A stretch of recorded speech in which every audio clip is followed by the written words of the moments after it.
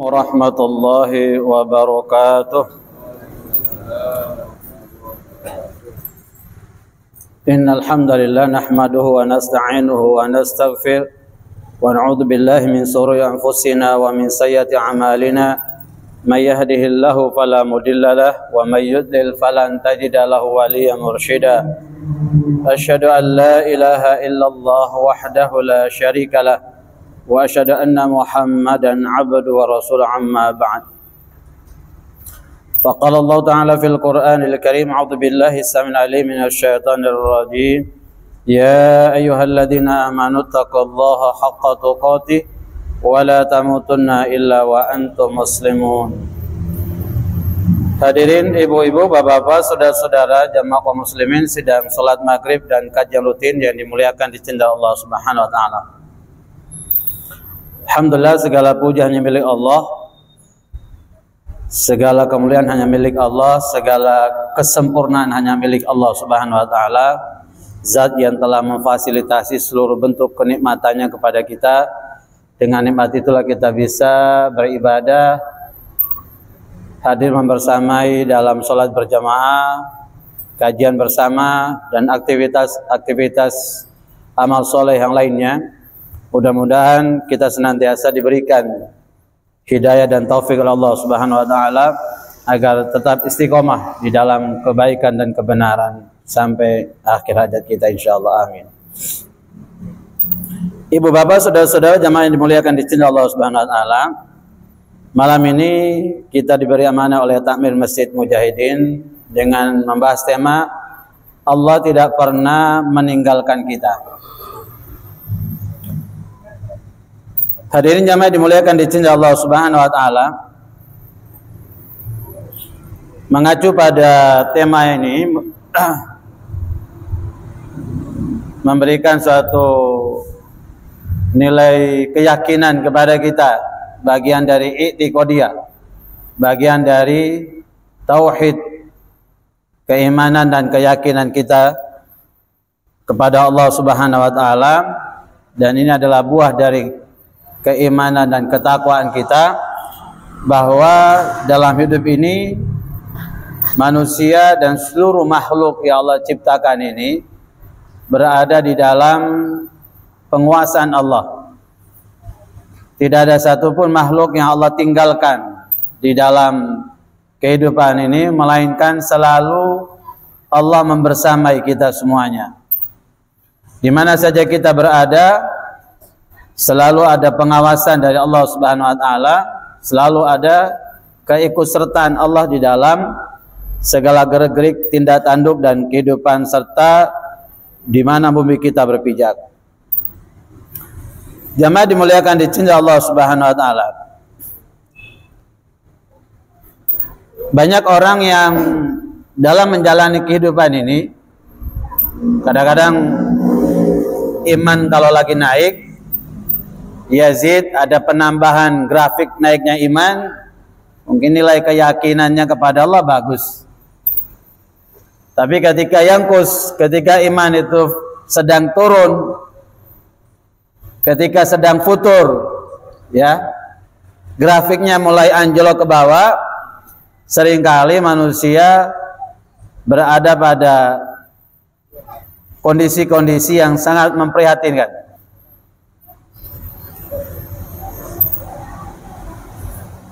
Dengan benturan-benturan peristiwa, masalah, ujian-ujian, cobaan-cobaan kehidupan, problem yang dihadapi oleh semua kita ini, banyak yang menyebabkan manusia itu putus asa.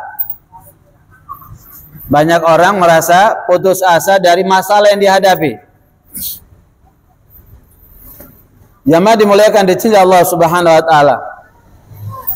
Ada banyak kejadian, ya, ada banyak kejadian. Anak-anak zaman sekarang ini kalau pacaran, putus cinta, terjun dari ketinggian bangunan, urat nadinya dipotong, minum baygon atau racun-racun yang lainnya. Banyak rumah tangga yang suami istri terjadi perceraian, ada yang tidak siap gantung diri. bisnis yang dijalani, ditekuni, terjadi pilot, orangnya bunuh diri. Bunuh dirinya dengan berbagai macam tindakan-tindakan variatif. Bahkan ada yang kemudian tidak jadi berangkat haji, malu sama tetangga, malu sama keluarga, akhirnya bunuh diri. Ya. Banyak faktor tekanan-tekanan ekonomi dalam kehidupan rumah tangga, terjadi percekcokan, akhirnya suami bunuh istri. Banyak kejadian-kejadian yang seolah-olah bahwa orang-orang seperti ini tidak meyakini adanya Allah. Ya. Tentunya kita juga yang aktif di pengajian, mungkin kitanya aktif, istri kita nggak aktif. Mungkin istri kita aktif, suaminya nggak aktif. Tapi bisa jadi sama-sama aktif di pengajian, mindset pola berpikirnya bisa jadi masih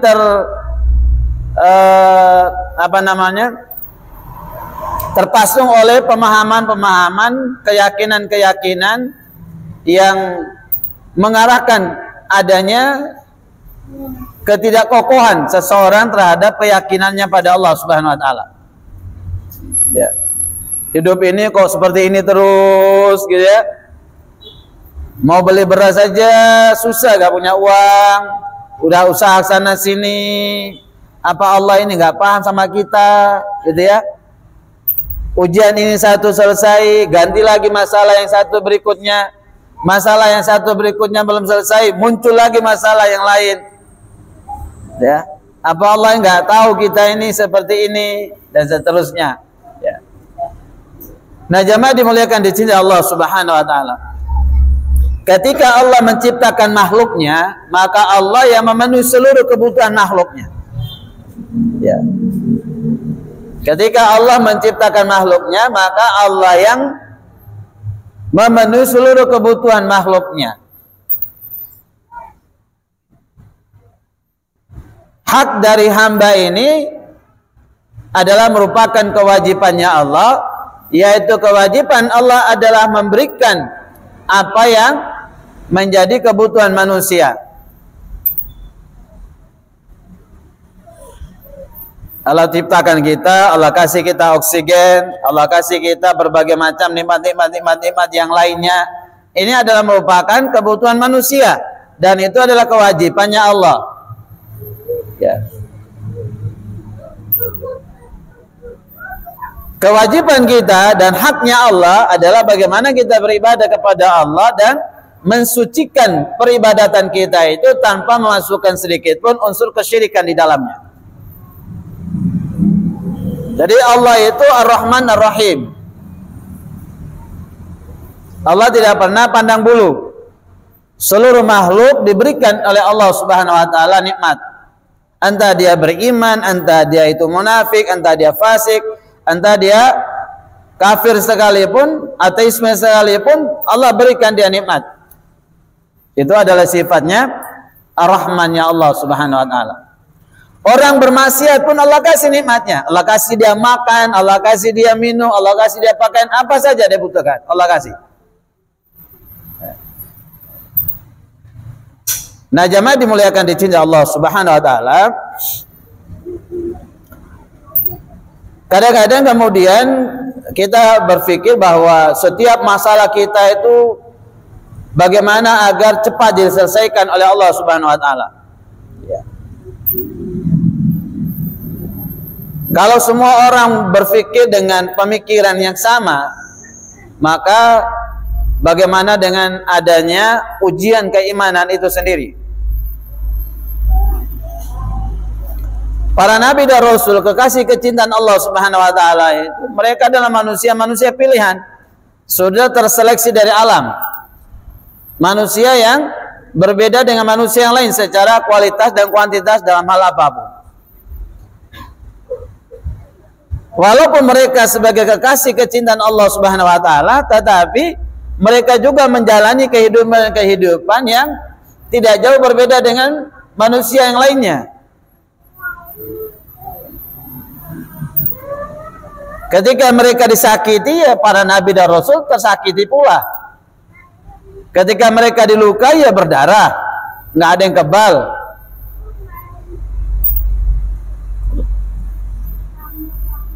Ujian yang Allah datangkan kepada mereka, Masya Allah, luar biasa besarnya, beratnya, dibandingkan ujian yang dialami oleh umatnya.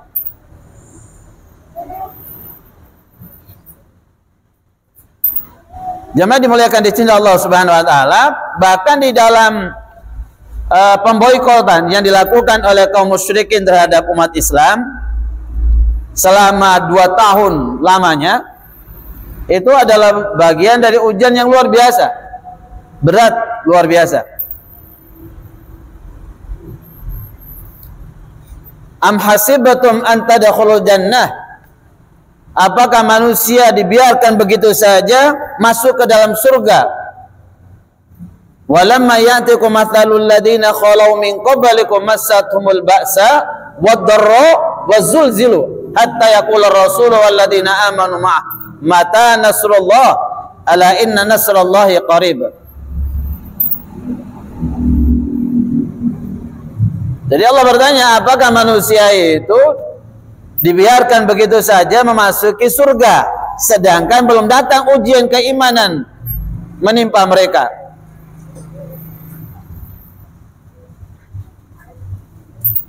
Sebagaimana ujian-ujian keimanan yang pernah dialami oleh orang-orang terdahulu, yaitu Rasulullah dengan para sahabat, di mana mereka dihadapkan dengan berbagai macam problem, tekanan-tekanan kehidupan, digoncang dengan berbagai macam fitnah dan masalah yang lainnya, hatta yaqula Rasulullah walladzina amanu ma'ah, sampai-sampai Nabi dan para sahabat ini bertanya, mata nasrullah, kapan datangnya pertolongan dari Allah Subhanahu wa taala? Ala inna nasrallahi qarib, katakanlah Muhammad bahwa pertolongan Allah itu amat-amat sangat dekat sekali. Jadi jamaah dimuliakan di cinta Allah Subhanahu wa taala, ujian-ujian yang dialami oleh para nabi dan rasul sangat berat sekali. Nabi Ayub mengalami ujian yang sangat luar biasa.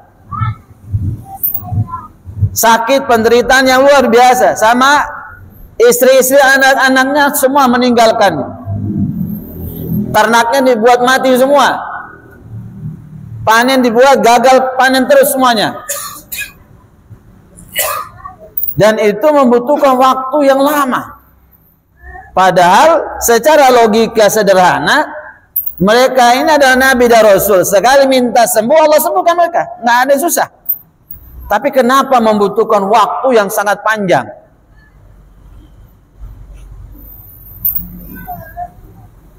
Sampai kemudian pada suatu waktu urqud berijlik, ya, hentakkan kakimu ke bumi. Lalu kemudian mandilah dengan air itu, sehingga kemudian hilanglah penyakit-penyakit yang selama ini. Itu butuh proses. Butuh proses. Rasulullah dan para sahabat diboikot selama 2 tahun. Apa susahnya bagi Allah? Kun fayakun selesai. Kenapa harus tunggu 2 tahun? Nabi sampai kemudian memakan kulit yang sudah disamak, yang kalau dikunyah susah untuk lembut, susah untuk dihaluskan dengan gigi ini. Nabi dan para sahabat sangat menderita sekali. Nabi mengikat perutnya dengan batu. Datang Abu Bakar mengeluh penderitaannya melihat Nabi. Loh, Nabi kok mengikat perutnya dengan batu? Abu Bakar ikat juga perutnya dengan batu. Datang Umar melihat penderitaan Nabi dan Abu Bakar, gak jadi ngeluh kepada Rasulullah, ngikat juga perutnya dengan batu. Penderitaannya luar biasa. Kemana Allah? Ya. Apa mereka tidak bersama dengan Allah Subhanahu wa taala? Apa mereka tidak dibantu oleh Allah Subhanahu wa taala? Padahal mereka adalah manusia-manusia pilihan, bukan seperti kita. Seluruh sahabat dijamin surga oleh Allah Subhanahu wa taala. Ada 10 sahabat yang masuk surga tanpa hisab. Tapi membutuhkan proses, membutuhkan waktu.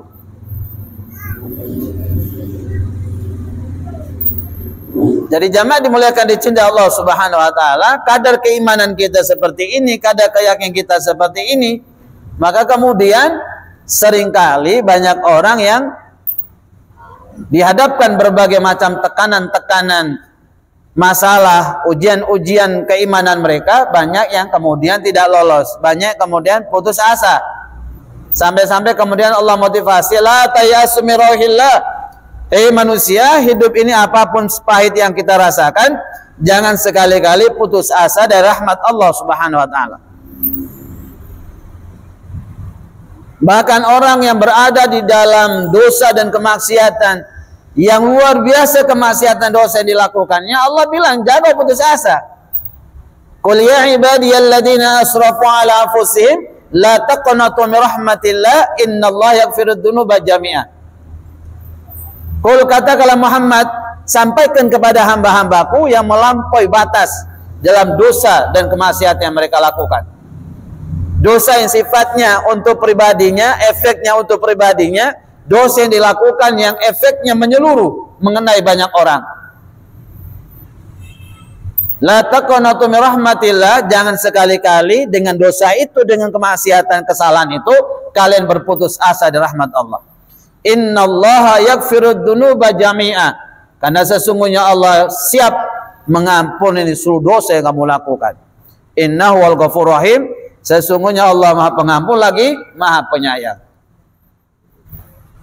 Banyak sekali di kitab Riyadhus Shalihin bagaimana Allah memberikan ampunannya kepada para pendosa dari hamba-hamba ini. Malam hari Allah bentangkan tangan sayapnya, Allah bentangkan tangan rahmatnya kepada hamba-hamba yang tadi siang dia berdosa. Ayo malam ini kalian bertobat, malam ini kalian beristighfar. Siang hari Allah bentangkan tangan rahmatnya, kasih sayangnya kepada hamba-hamba yang melakukan dosa maksiat di malam hari. Ayo siang ini kalian bertobat, siang ini kalian istighfar pada Allah Subhanahu wa taala. Allah sangat peduli dengan kita, sangat peduli dengan kita. Allah sangat sayang, cinta sama kita. Karena memang karakter dari hidup ini, ad-dunya darul bala.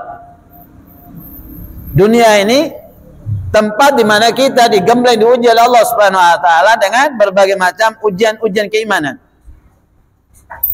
Sebelum kaki kita masuk ke pelataran surga, sebelum kita masuk, kaki kita ini menginjak pelataran surga, selama itu ujian tidak akan pernah berhenti. Mulai dari hidup sampai kita meninggal, ujian nggak pernah berhenti. Jadi kalau orang hidup ini mengeluh terus menerus, ya seringkali orang mengatakan lebih baik mati aja sudah. Pertanyaannya, apakah dengan mati itu menyelesaikan masalah? Oh tidak, masalah baru, kehidupan baru dimulai. Karena sifatnya kehidupan dunia itu fana, sementara. Kehidupan yang kekal abadi itu adalah kehidupan kita masuki alam barzah. Panjang proses perjalanannya. Di alam barzah, di alam kubur, apa kita mendapat rahmat, apa kita mendapat adab, nggak ada yang tahu. Ya kalau amal kita diterima oleh Allah Subhanahu wa taala, kalau tidak diterima. Jadi ujian yang kita hadapi di alam barzah juga luar biasa panjangnya perjalanan. Sampai di mahsyar 50.000 tahun. Kita berada di padang yang gersang yang Rasulullah sebutkan, mahsyar itu bumi yang ada di Palestina sekarang yang bermasalah. Ya, setelah Allah hancur leburkan seluruh dunia dan seluruh isi-isinya ini, Allah jadikan bumi Palestina sebagai mahsyar, tempat berkumpulnya seluruh manusia jagat raya ini. Kumpulnya manusia ini di situ di mahsyar itu dengan padang yang sangat panas sekali. Nggak ada naungan, nggak ada payung, nggak ada tenda, nggak ada apa-apa. Sekarang kita sholat dengan atap seperti ini, dinding seperti ini, rasanya panas sekali kalau pas sholat Jumat. Ya. Bermandikan peluh, saking panasnya. Katanya ilmuwan bahwa matahari ini berada di Jawa Timur, makanya panas yang dialami Jawa Timur jauh lebih tinggi dibandingkan daerah lain. Itu di mahsyar nanti, jamaah dimuliakan di sini Allah Subhanahu wa taala. menuju kepada pengadilan dibuka oleh Allah Subhanahu wa taala itu membutuhkan waktu 50.000 tahun. Satu hari di akhirat itu sama dengan 1000 tahun di dunia. Kalau 50.000 tahun kita tunggu, berapa triliun kita menunggu pengadilan itu dimulai oleh Allah Subhanahu wa taala. Di dunia saja pengadilan, sebelum kita diadili, orang mulai mengalami berbagai macam goncangan psikologisnya. Tadinya sehat menjadi sakit. Ya, banyak orang mau diadili dia tuh sakit. Beban pikirannya luar biasa, psikologisnya luar biasa. Walaupun berada di hotel berbintang, tidurnya AC yang luar biasa, empuknya, nggak bisa tidur dia. Bolak-balik, makan, begitu makan pahit, sepet, celok, campur aduk sudah. Satu sendok sudah mulai sudah. Asam lambungnya naik sudah, nekan sudah. Kenapa? Beratnya masalah yang dia hadapi ketika dia diadili, disaksikan oleh manusia. Itu pengadilan di dunia dengan fasilitas yang ada. Ini di akhirat, masya Allah, luar biasa. Panasnya sesuai dengan amal yang kita lakukan di dunia. Ada orang keringat yang sampai di mata kaki, ada yang sampai di dengkul, ada yang sampai di pusat, ada yang sampai di dada, ada orang berenang dengan keringatnya. Tergantung amal yang dilakukan semasa hidupnya di dunia. Dibangkitkan dalam hadis Ibunda Aisyah, telanjang bulat, tidak memakai sendal, panasnya luar biasa. Jadi penderitaan ujian ini nggak berhenti.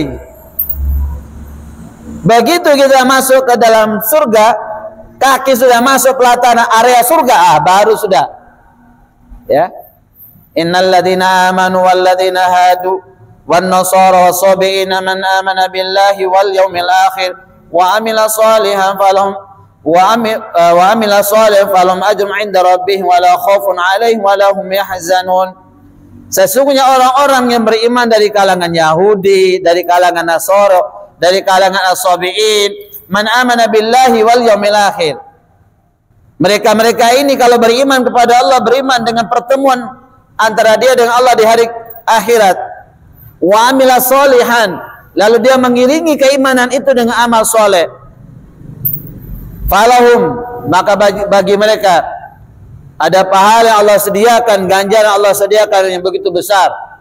Wala khaufun 'alaihim wala hum yahzanun. Mereka itu tidak merasakan lagi ketakutan dan mereka tidak merasakan lagi derita. Jadi tempat di mana seseorang tidak merasakan ketakutan, seseorang tidak merasakan duka, nestapa dan seterusnya, ya tempat itu adalah surga. Sebelum kita masuk surga, penderitaan, kesengsaraan, menangis, air mata bercucuran, ya, darah berceceran, dan semuanya penderitaan-penderitaan lain akan kita alami dalam kehidupan ini. Makanya mengeluh dengan persoalan kita itu tidak akan menyelesaikan masalah kita, justru akan menyebabkan kita semakin su'don, negative thinking terhadap kemahaan Allah Subhanahu wa taala terhadap kita. Padahal yang kita rasakan itu tidak seberapa dibandingkan nikmatnya Allah berikan. Ada orang diuji sakit, sakitnya baru beberapa hari, baru beberapa pekan, baru beberapa bulan sakitnya. Padahal Allah kasih dia sehat sekian tahun, sekian puluh tahun sehat. Ya. Jemaah dimuliakan di sini Allah Subhanahu wa taala. Alladzi khalaqal mauta wal hayata liyabluwakum ayyukum ahsanu amala. Dia Allah yang menjadikan kematian dan hidup ini liyabluwakum, agar supaya dalam hidup ini, tempatnya di bumi ini, ya Allah uji kita, keimanan kita. Ayyukum ahsanu amala, siapa di antara kita yang lebih indah prestasi kehidupannya. Perjalanan rapot kehidupan kita lebih banyak putihnya apa merahnya? Tergantung action kita di dalam kehidupan kita sehari-hari. Ya. Jemaah dimuliakan di sini Allah Subhanahu wa taala.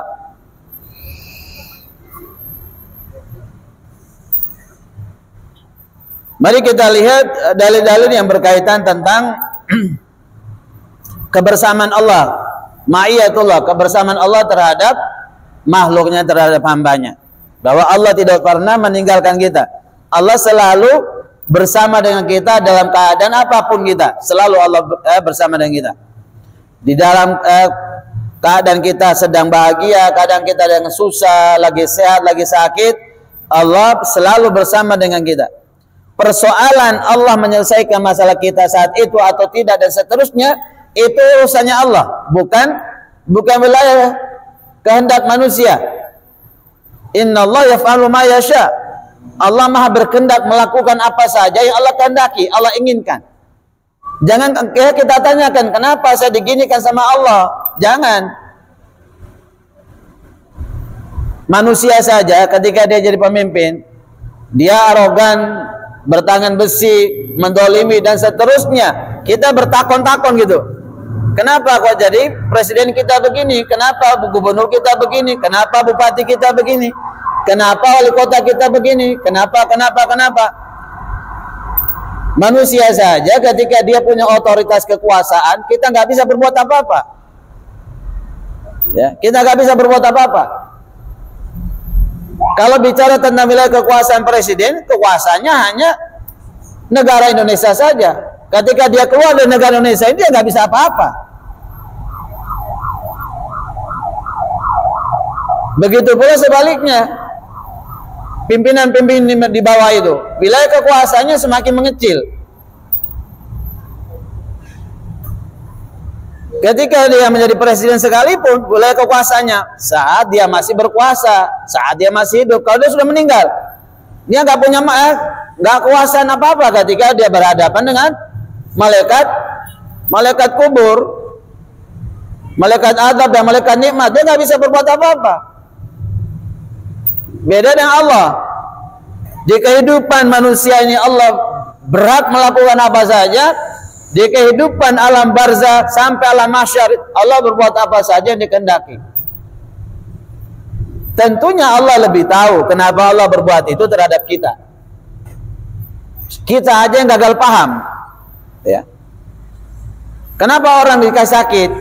Orang dikasih sakit itu kalau dia melihat dari sisi positifnya, bahwa sakit itu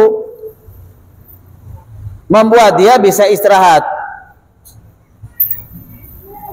Dia bisa istirahat karena selama ini dia bekerja terus, dia berjalan sana sini terus, suruh istirahat.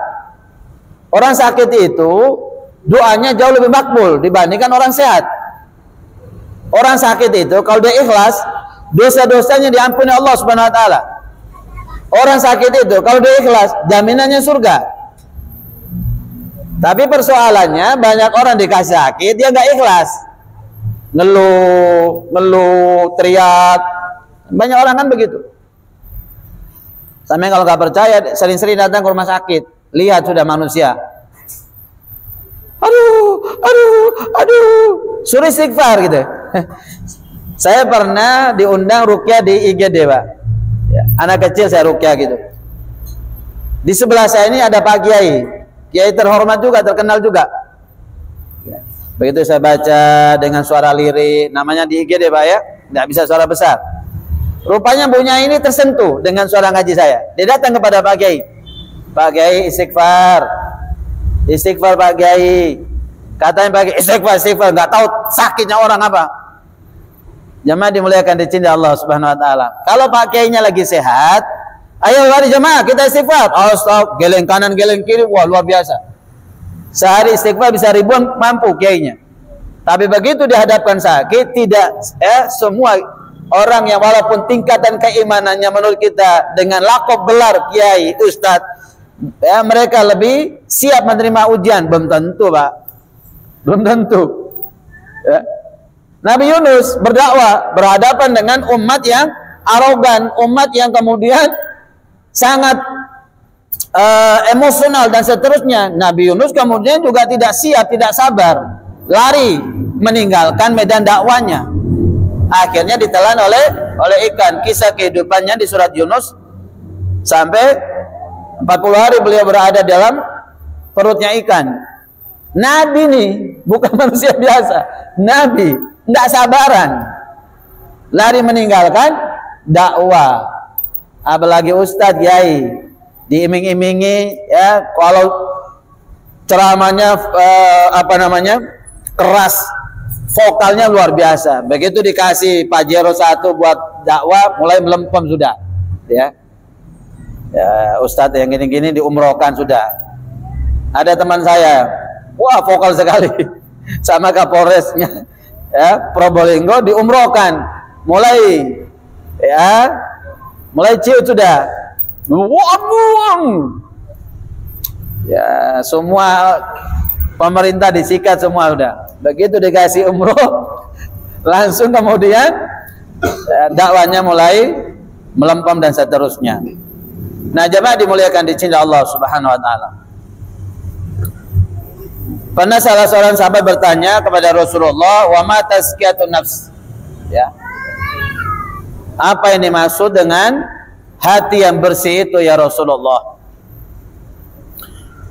Lalu Rasulullah menjawab, "Ayya'lama anna Allah azza wa jalla ma'ahu haitsu kan." Yaitu seseorang yang mengetahui bahwa Allah azza wa jalla selalu bersama dengan dia di mana dia berada. Hadis riwayat Tirmidzi. Ya. Wa ma tazkiyatun nafs? Apa yang dimaksud dengan tazkiyatun nafs itu? Pembersihan jiwa. Yauma la yanfa'u malun wala banunan illa man atallaha biqalbin salim. Pada hari itu di yaumul qiyamah di mahsyar, datang menghadap Allah Subhanahu wa taala orang membawa malun, membawa harta, membawa walad, anak-anak, la yanfa, tidak bermanfaat lagi sudah. Urusan harta, anak dan semuanya urusan di dunia. Di mahsyar enggak ada lagi, semua bermanfaat, enggak ada lagi. Enggak ada kekerabatan, enggak ada teman, enggak ada, nafsi-nafsi kita. Enggak ada. Orang yang datang menghadap Allah Subhanahu wa taala itu adalah man atallaha biqalbin salim, yaitu orang yang hatinya bersih. Wa ma tazkiyatun nafs? Apa yang dimaksud dengan tazkiyatun nafs itu? Orang yang jiwanya bersih itu ya Rasulullah. Lalu Rasulullah menjelaskan bahwa yaitu orang yang mengenal, orang yang mengetahui Allah Subhanahu wa taala, di mana Allah bersama dia dan dimanapun dia berada, selalu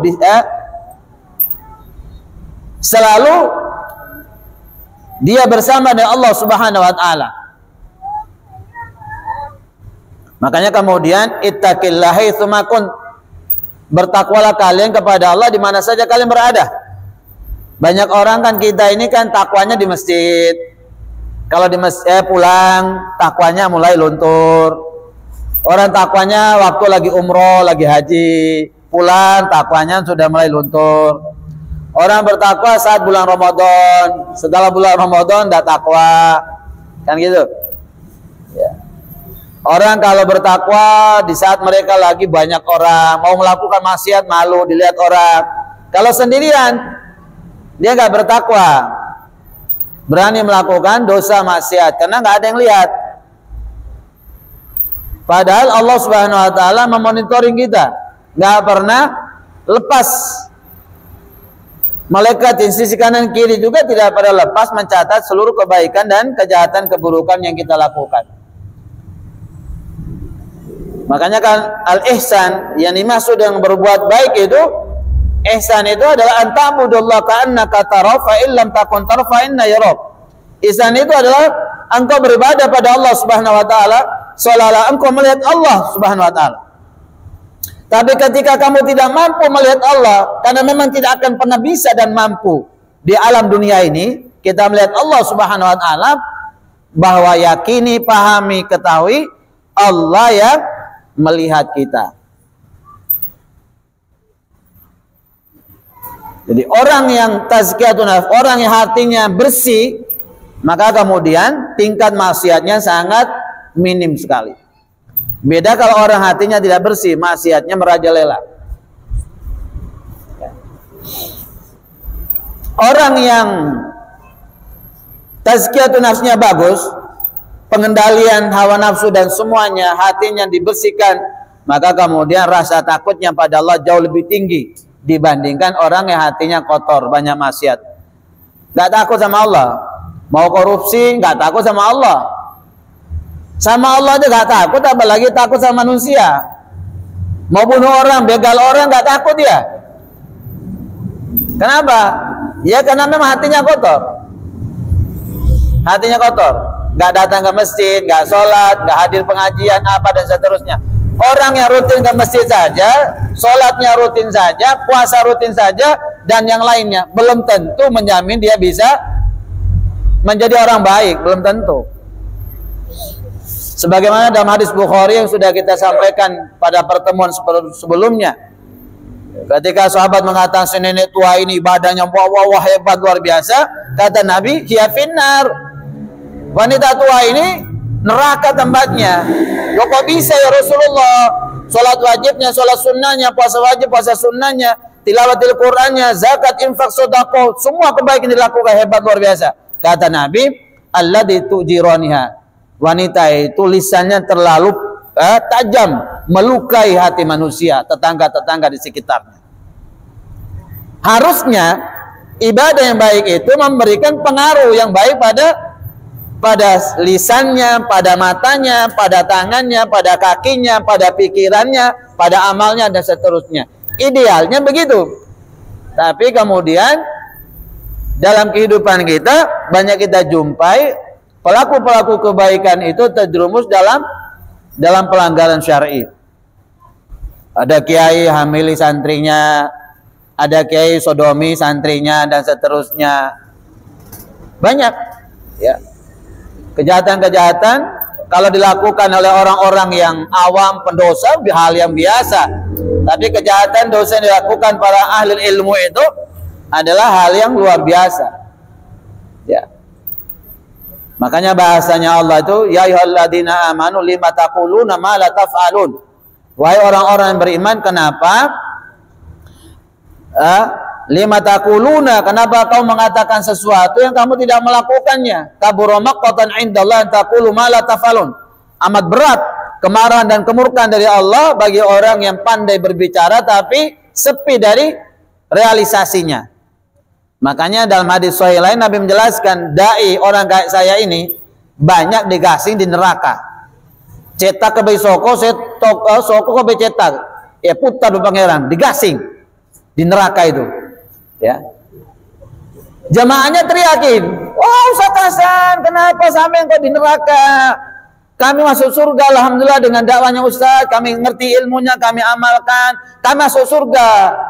Kok iso sampai masuk neraka? Darema nikah Ustaz. Darema ceritaan Ustaz, Pak Kiai." Ya, saya waktu itu di dunia pintar bicara aja. Saya dulu kalian begini-begini, saya ajarkan kalian begini-begini, tapi saya nggak ngelakoni. Sampean pintar ngelakoni, ngamalkan apa yang saya ajarkan, yang saya dakwakan. Saya nggak mengamalkan, makanya saya digasing. Ya. Nah, jemaah dimuliakan di sini Allah Subhanahu wa taala.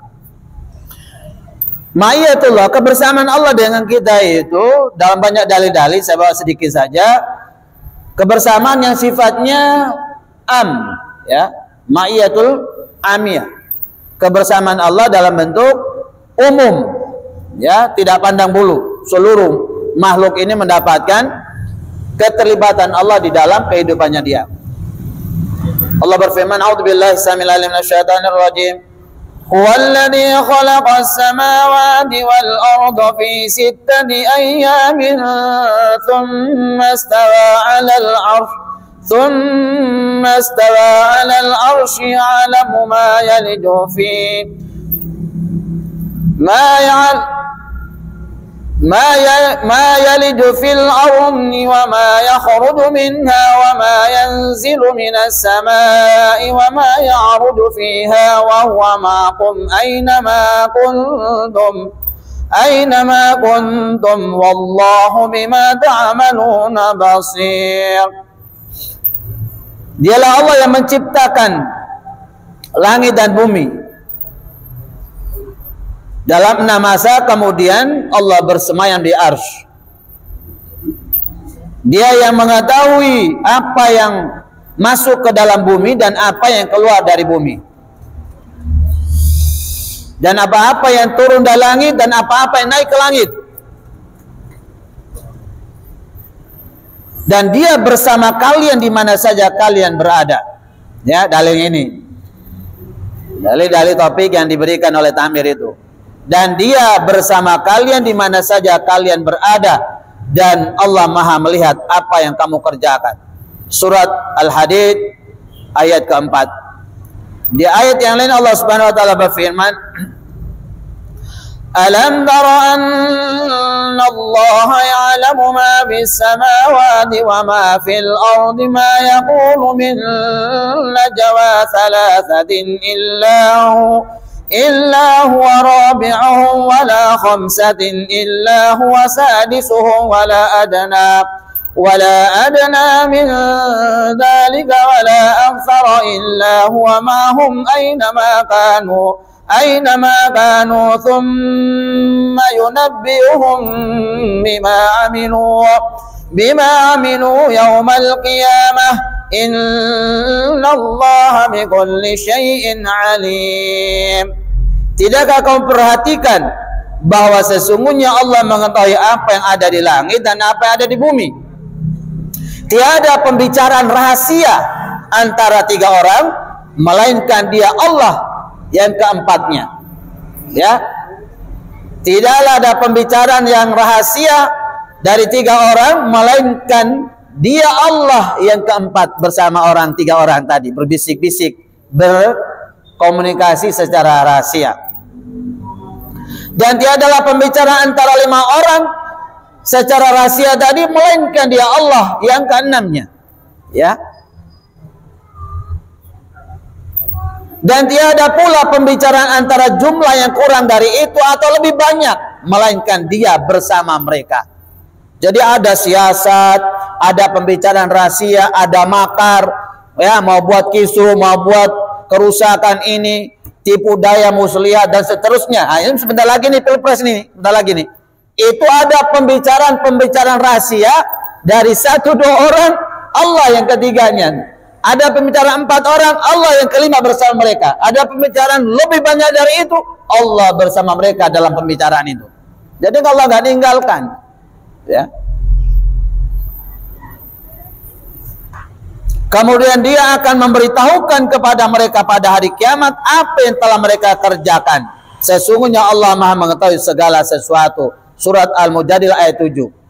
Jadi apa-apa yang dibicarakan secara rahasia 2 orang, 3 orang, orang banyak tadi, nanti akan dibeberkan, akan ditunjukkan oleh Allah Subhanahu wa taala.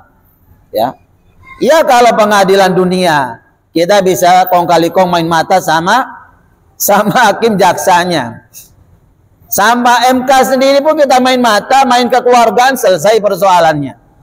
Kasih uang, selesai persoalannya. Tapi kalau pengadilan Allah, tidak bisa, Pak. Tidak bisa. Buktinya otentik, akurat.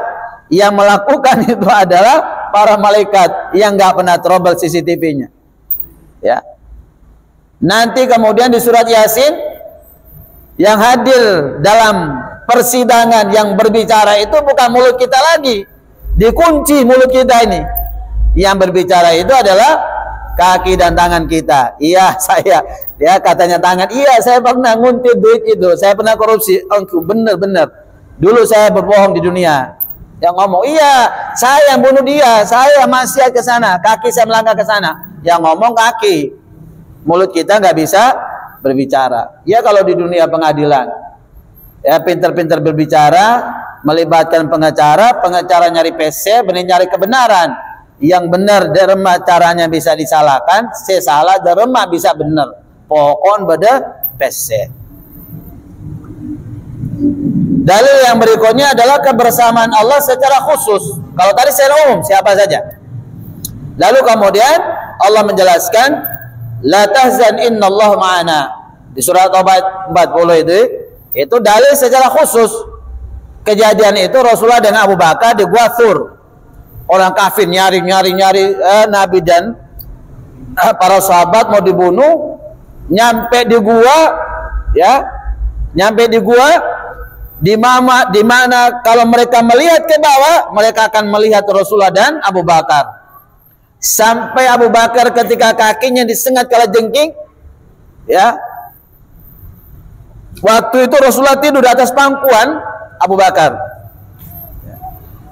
Mau teriak, kedengaran orang kafir di atas. Jelas dibunuh. Mengeluh sakit, kena gigitan kalajengking juga akan membangunkan Rasulullah. Yang dia lakukan adalah meneteskan air mata. Ya. Begitu Rasulullah terbangun, ada apa Abu Bakar? Tidak ada ya Rasulullah. Saya hanya khawatir itu orang kafir di atas. Kalau mereka melihat ke bawah, tentunya mereka akan mengetahui keberadaan kita. Kalau saya dibunuh, saya dilukai, nggak ada masalah. Kalau sampean ya Rasulullah, ya kata Nabi, la tahzan, innallaha ma'ana. Gak usah khawatir, gak usah bersedih hati. Ya, Allah bersama kita. Ya, khusus Allah bersama dengan Rasulullah dan Abu Bakar. Lalu kemudian Rasulullah menjelaskan pada ayat yang lain, innani ma'akuma asma'u wa ara. Sesungguhnya aku berserta kamu berdua, yaitu Rasulullah dan Abu Bakar. Aku mendengar dan melihat.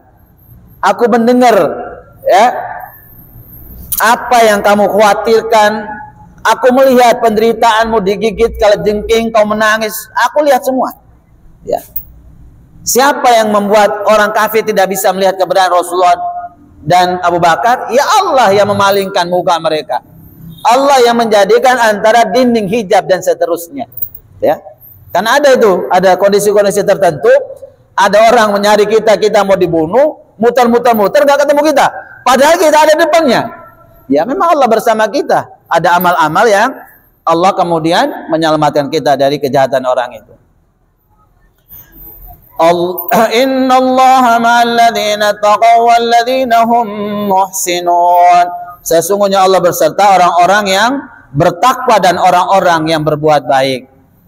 Jadi orang yang bertakwa dan orang yang berbuat baik dibersamai oleh Allah Subhanahu wa taala secara khusus. Ya. Wasbiru innallaha ma'as-sabirin. Berbuat baik, bersabarlah karena sesungguhnya Allah bersama dengan orang-orang yang sabar. Ya. Orang yang dihadapkan dengan masalah dia bersabar. Tidak banyak ngeluh, bersabar, meyakini akan pertolongan, bantuan Allah dan seterusnya. Ya, dia akan bersama dengan Allah Subhanahu wa taala. Loh bagaimana Pak Ustaz, saya sudah berdoa, saya sudah begini-gini tapi rasanya kok gak dikabulkan ya. Ya, Allah gak kabulkan hari itu, Allah tahu. Kalau dikabulkan hari ini membawa kemafsadatan, kerusakan pada di agama dan kehidupanmu, buat apa? Mendingan Allah pending dulu, Allah kasih pada waktu yang akan datang.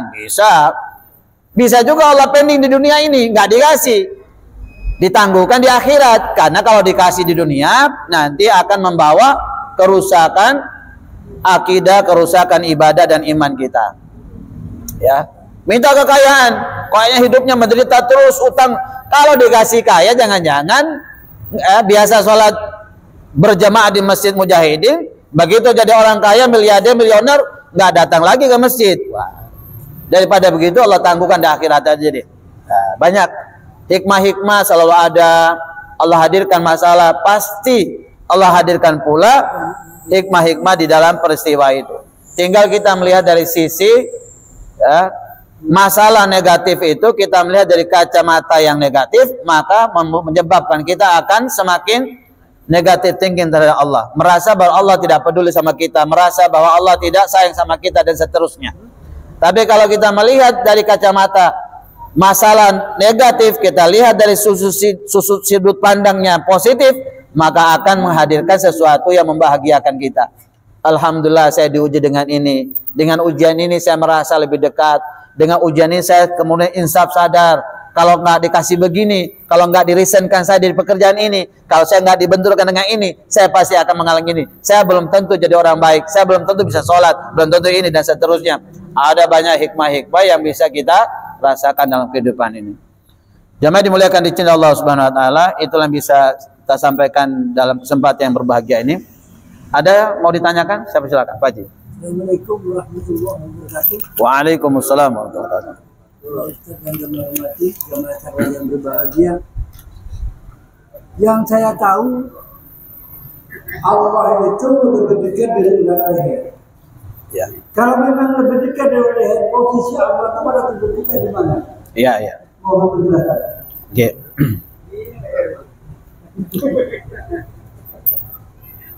Ya.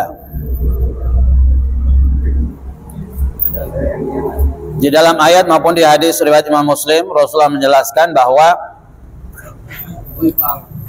walladzi tad'unahu aqrabu ila ahadikum min uquqil rahilati ahadikum.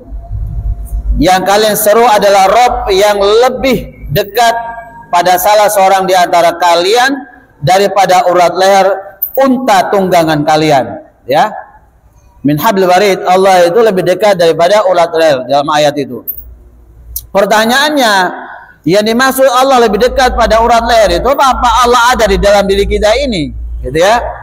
Nah, ini kemudian terjadi perselisihan pendapat dari dulu sampai sekarang yang sama seperti Ar-Rahmanu 'alal arsy istawa. Allah itu bersemayam di arsy.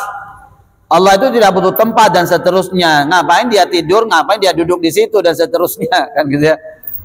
Itu kembali lagi kepada kemampuan ilmu pengetahuan kita di dalam memahami itu, ya. Bahwa ketika kita salah dalam menyikapi persoalan ini akan merusak, ya, akan merusak keagungan dan kemuliaan Allah. Sama seperti Allah ada di mana-mana. Kalau begitu, Allah ada di urat leher, ini nanti bawaannya bahaya nih. Allah ada di tempat pelacuran, Allah ada di dubur, Allah ada di kakus WC. Ini akan merusak keagungan dan kemuliaan Allah Subhanahu wa taala. Ya. Allah Maha meliputi seluruh segala sesuatu ada di sini. Jadi Allah Subhanahu wa taala bersemayam di arsy, ya.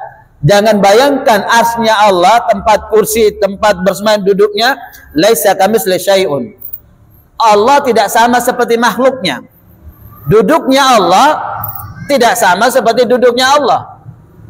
Kata Nabi, Allah punya tangan, Allah punya dua mata, Allah punya dua tangan, Allah punya dua kaki. Laisa kamitslihi syai'un. Allah enggak sama seperti makhluknya. Ya.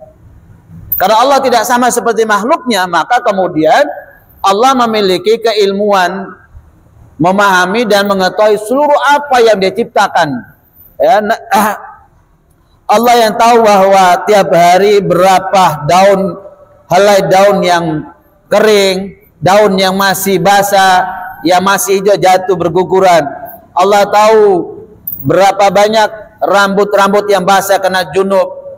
Allah tahu berapa banyak telur-telur yang dikeluarkan oleh ikan di laut dan seterusnya. Berarti apa Allah ada di laut?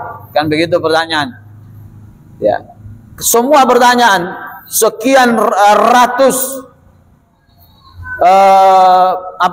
dalil yang menunjukkan bahwa Allah itu berada di langit, dan seterusnya. Walaupun nanti dikanter juga oleh kelompok-kelompok yang sana, ya, bahwa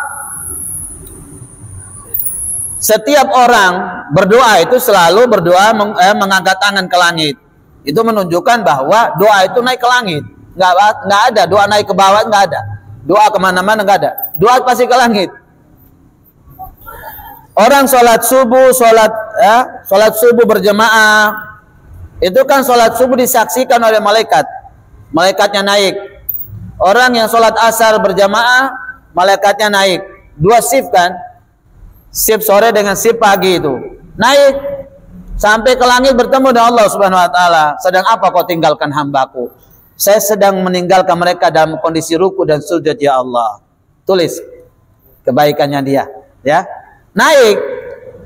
Banyak sekali dalil-dalil, Pak. Ratusan dalil yang menunjukkan bahwa Allah itu berada di arsy, berada di atas as-sama dan seterusnya.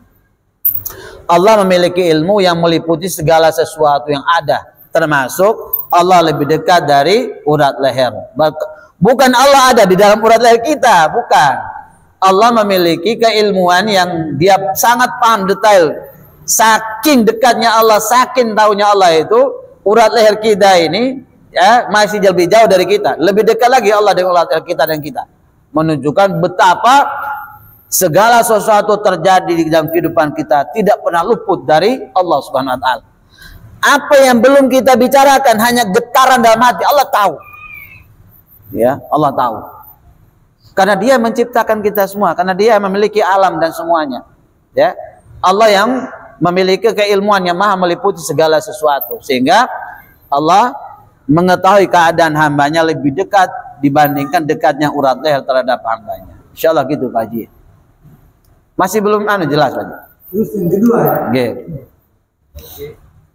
maaf mungkin ini keluar dari materi. Selama saya bisa Pak Haji.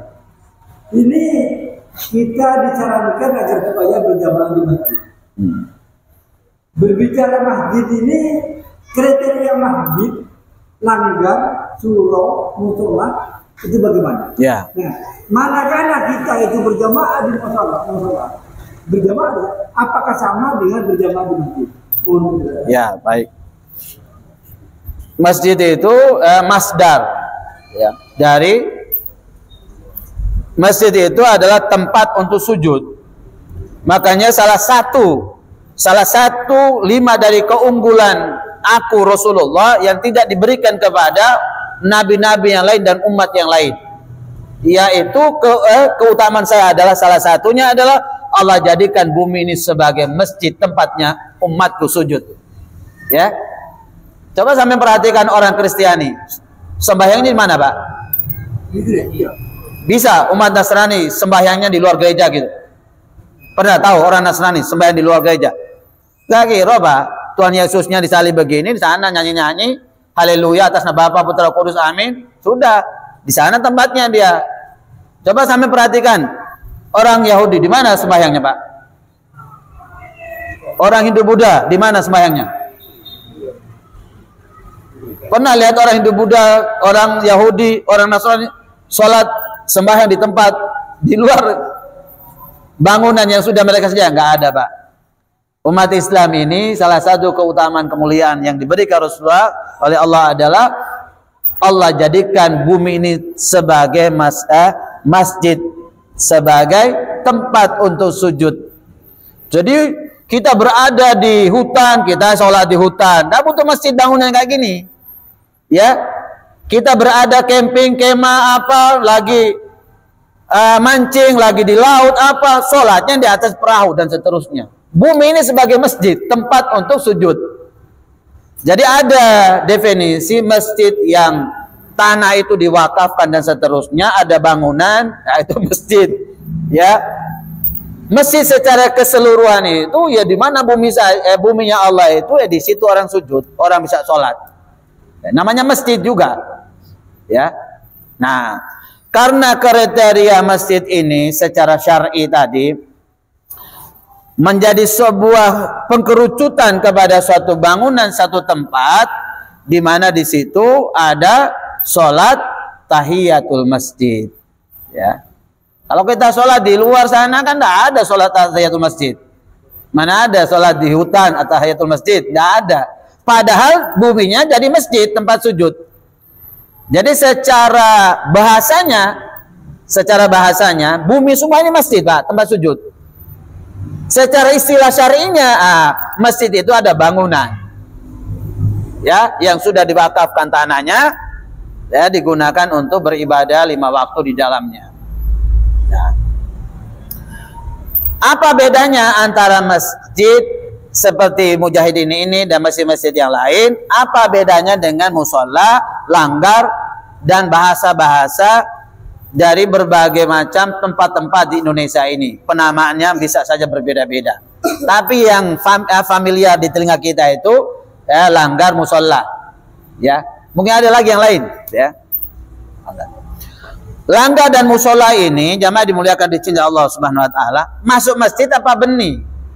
Langgar, musola ya masjid juga. Namanya Masjidus Shogir, masjid kecil. Masjid yang di dalamnya tidak ada pelaksanaan sholat Jumat. Nah, masjid yang di dalamnya ada pelaksanaan sholat Jumat namanya masjid jami. Bangunan yang tidak besar namanya masjid jami. Jadi masjid jami itu harus besar, mewah, megah gitu. Masjid jami Keraksan, kota. Ya. Namanya masjid jami itu masjid yang di dalamnya orang melaksanakan sholat Jumat. Jadi kayak gini ya, masjid jami namanya karena ada pelaksanaan sholat Jumat. Ya.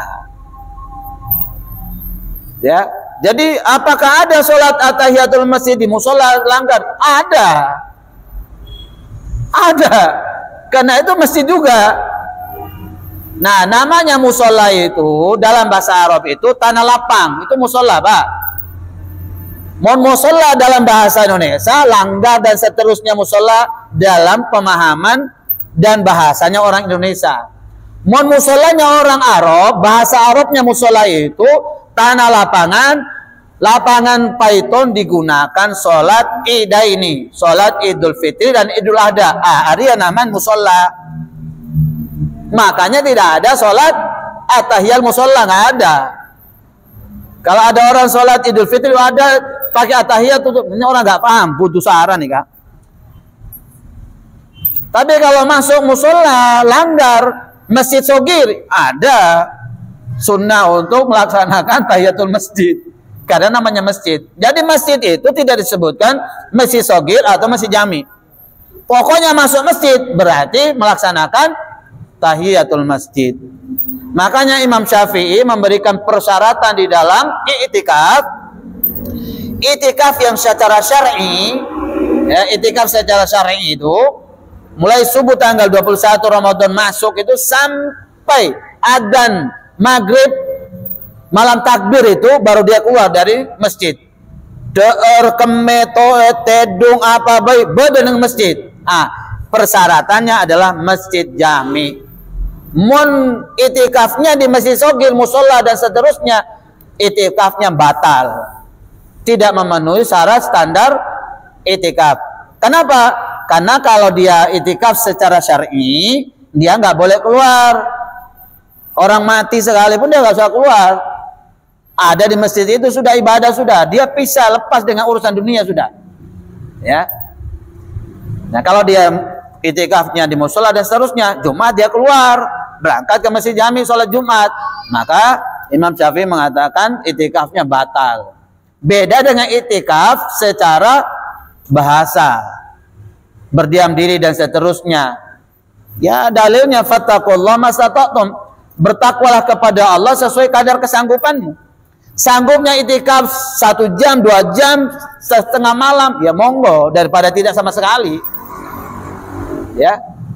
Jadi kerja pagi, kerja pulang sore, datang sini itikaf. Jam 12 pulang dia, atau jelang sahur pulang dia. Monggo sudah. Itikaf juga walaupun tidak sempurna. Dalilnya fattaqullaha mastata'tum. Bertakwalah kalian kepada Allah sesuai dengan kadar kesanggupan. Sanggupnya begitu, ya sudah lakukan begitu daripada tidak itikaf sama sekali, Pak. Ya. Nah, makanya kemudian bahasanya kalau kalian ini tidak bisa berjihad, berperang, menebas batang leher orang kafir, berniatlah berjihad. Sampai kalau nggak bisa berangkat ke Palestina, berniat untuk berjihad, Pak. Sekalipun nanti kamu akan mati di atas kasur. Nah kalau nunggu Imam Mahdi datang, nunggu Nabi bisa turun perang sama orang Dajjal sama orang Yahudi, kapan Pak datangnya, Pak? Kita sudah berkalang tanah mungkin sudah. Nah makanya niatkan untuk melakukan jihad. Niat saja itu sudah dicatat, Pak. Tuh ya. Insyaallah begitu Pak Haji. Terima kasih sama-sama. Jazakallahu khair atas semuanya. Kurang lebihnya saya mohon maaf yang sebesar-besarnya. Aku qouli hadza wa astaghfirullaha ghafurur rahim. Subhanakallahumma bihamdika asyhadu an la ilaha illa anta astaghfiruka wa atubu ilaik. Assalamualaikum warahmatullahi wabarakatuh.